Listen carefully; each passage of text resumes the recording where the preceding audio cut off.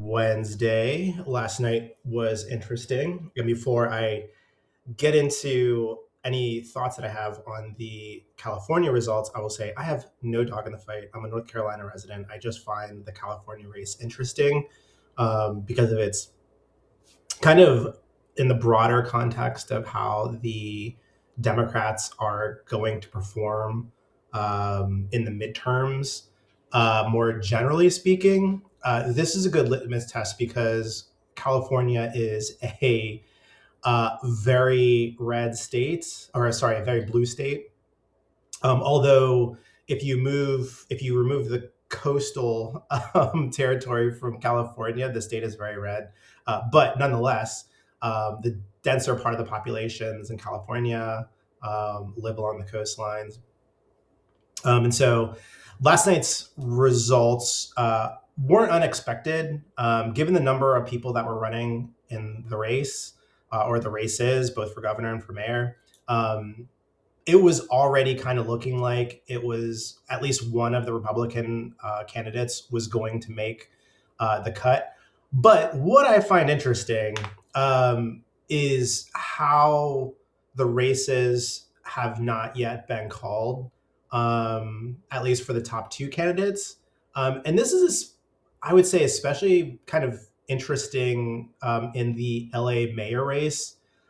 Karen Bass has been called one of the winners with 172,000 votes in. Spencer Pratt has 151,000. The next closest candidate is Nithya Raman with 110,000. So how are they calling the race for essentially a 21,000 or 20,000 vote lead for Karen Bass over Spencer Pratt, but not calling it for Spencer Pratt over Nithya Raman when the lead is basically double that? I find that very interesting. The Steve Hilton lead is also interesting. There's 57% of the vote in right now. I think there's still like a couple million that are outstanding, but they haven't called the race. They're saying it's too close to call. And unlike the LA mayor's race, where you can kind of see the trend because it's just a mayor's race. There isn't like this, all these different kind of communities within LA. It's like, it's kind of LA is LA versus the state of California, which has obviously, right-leaning portions and left-leaning portions. There are different kind of pockets within the state of California. So yeah, there might be some variance there, but it's trending already in the direction of Steve Hilton, at least Steve Hilton being one of the winners. And it looks like Becerra will be the either first or second place candidate. They will move on to the runoff, which will make it very interesting. Now, I mean, just in general, I find the California race and the way it's kind of managed interesting, because we're to expect that LA is going to take days to have their counts done. I find that interesting that we can be told over and over, California voting ends Tuesday. The results, don't expect them anytime soon. Why we might not know California's election results for days. And then ultimately it leads into this kind of topic, which election-wise could take hold if results in California take weeks, officials warn. Obviously, if you're calling a race for Karen Bass with a 20,000 vote lead over Spencer Pratt, and you haven't called Spencer Pratt the runner-up at this point with a 40,000 vote lead over Nithya Raman, people are going to start to question it if Nithya Raman picks up essentially 50,000 votes to overtake Spencer Pratt at this point. Just the statistical probability of that happening is exceptionally low. And then we look at Steve Hilton, who's currently leading with 57.5% of the vote in. in the state of California, if Tom Steyer picks up 40 or 400,000 or 500,000 votes and Steve Hilton picks up, let's say, an additional 10,000, people are going to question that. And they're going to look at the validity of the election and all of the mail-in voting that essentially is happening within California that's taking days to process. Why is it California, like, that's the only state that can't process their election day of, or at least within 2 to 3 days of the election? Florida can do it. New York State can do it.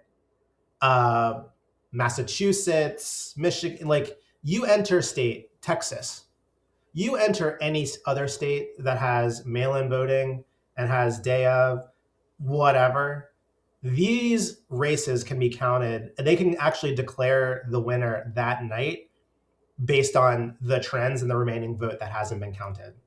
The fact that California leaves essentially like weeks on end where the election results haven't been called yet, and then you have these kind of anomalies where just a whole lot of mail-in votes came in for one particular candidate over another. I mean, in order for Nithya Raman to win, there's 200,000 votes outstanding. The majority of votes would have to go to her in order for her to even get close to catching up to Karen Bass, number one, and then overtaking Spencer Pratt. And Spencer Pratt would also have to get next to none of the remaining votes that are coming in. Like, if you want to talk about, like, if that ends up happening, by the way, which I pray that it doesn't, for a multitude of reasons, but if that ends up happening, you're going to have Trump's DOJ all over California and their elections. And then you're going to have a bunch of people that are screaming that, oh, Trump is trying to overturn election results because he doesn't like the outcome. No, it's because California can't manage their own elections. And clearly there would have had to have been some shenanigans going on. And that is my fear, is that may end up happening. I'm going to try to stay positive and say that the results as they are right now are going to stay. Karen Bass obviously is going to be the Democratic nominee. Spencer Pratt is going to be the Republican nominee for LA mayor race. And then for governor, Steve Hilton and Xavier Becerra are going to be the nominees for Republican and Democrat for the state of, or for the governor race in California. But I will say this, regardless of if that ends up happening, which I think it will, Spencer Pratt is probably not going to win the LA mayor's race, and Steve Hilton is probably not going to win the governor's race. But I think what'll end up happening, this is just my opinion, is it's going to be very similar to Joe Biden's most popular president in the history of the US win in 2020. I think what's going to end up happening is Becerra is going to win. California is going to continue to see rapid decline. Karen Bass will win, and LA will continue to see accelerated decline. But to the people that were on the fence about voting for Spencer Pratt or for voting for Steve Hilton, that ended up pulling the lever for Tom Steyer or Becerra for governor, or for Nithya Raman or Karen Bass for LA mayor, those people are going to be radicalized. And just like the election that we just had, where we had 4 years of Joe Biden, you're going to see, and you saw the return of Trump ultimately, because we had 4 years to see what Democrats had to offer. Open borders, spending a ton of money, like bad trade deal, like all of this stuff was just out there laid bare. And so my opinion is that the same thing is probably going to happen to California if Steve Hilton and or Spencer Pratt do not win their elections. And I don't think they will. And so that will happen. The next election cycle will be when a Republican with Steve Hilton could run again. if Spencer Pratt is around. Although if he ends up losing this race, he has a million and one reasons to get out of LA, because that political machine will come after him heavily. But if he ends up running again and sticks around and runs again, he may have a significantly better chance of converting the people by just pointing out the continued decline within the city of LA. And then Steve Hilton will do the same thing for the governor's race there. But again, like, I like the fact that Republicans are being competitive in these areas, in these states, especially in deep red areas. It does kind of highlight why you should probably ignore the polling that's happening right now, which, if you look at any of the polling that's happening, even the lead up to this race, the polling was exceptionally off. Actually, you know what? Let's just go real clear. Let's look at latest polls. Let's look at the California open primary for governor. So I'll just say this, right? So let's see, 27 for Hilton, 25 for currently for Becerra. Which poll on here is correct? Which poll? Which poll? Which poll has Hilton leading?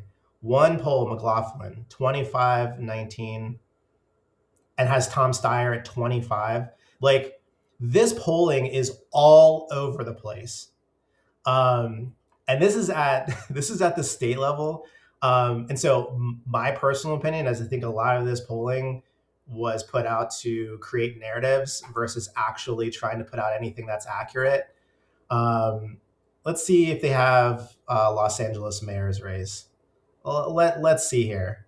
So sans this McLaughlin one, Pratt at 30, like, that would be great if he got there over Bass and over Rahman.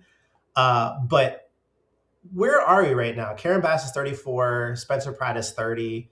I mean, you could say it's relatively accurate, but all of this polling is just absolute trash. And if you take the expansive look out at polling just more broadly, you'll start to see it just doesn't make any sense. And then if you dive into the polls, by the way, like, generally speaking, you can see the oversample of Democrats, a slight oversample of Democrats versus Republicans, or oversampling of independents that seem to be all Democrat leaning. And I think the interesting one is when they actually put in, like, who voted for Kamala in the last race and who voted for Trump. And then you'll see that there are more Kamala voters than there are Trump voters. Again, like, not real. And so you look at this stuff and you're like, Democrats are actually underperforming in all of the real ground level actual races. And so it's going to make for a very interesting midterm for sure. The California race, I think, highlights the problem that Democrats have with messaging, and they're kind of losing the plot with their core constituent base. They spend way too much time online focusing on things that don't matter to ground level folks within their particular regions, states, whatever. And Republicans are focused on messaging, talking about affordability, talking about crime, talking about all the things that matter to local residents, versus the other candidates, which I talked about this in another video, are focused on Trump and then trying to malign the other Republicans as if though they are Trump, and that matters. It doesn't. Spencer Pratt is out talking about ground level things. I think if anybody has a chance to watch it, I think watching what's his name? Now I'm totally blanking on it, but the I'll remember it afterwards. But at any rate, watch Spencer Pratt get interviewed and ask questions about national issues or things that don't matter to LA residents. And he immediately brings it back to LA residents. This doesn't matter. Solar panels don't matter. People care about being able to like not like bring their kids to a park and not have needles in there, or have people like taking a dump in the park in front of their children, or openly using drugs. Like, he brings it back all the time. Steve Hilton does the same thing. Democrats do not do that, and it's to their detriment. But at any rate, tell me what you think in the comments section below. Am I off? Uh, these results are interesting. And again, we'll see. We'll see how this plays out in California. All eyes are watching them. So if anomalies do happen to pop up, be prepared for the Trump is trying to flip the election narrative, when we're all sitting here watching it and going, what the hell is going on in California? But again, let me know what you think in the comment section below. And as always, keep keep believing the best is still ahead for America. Peace out.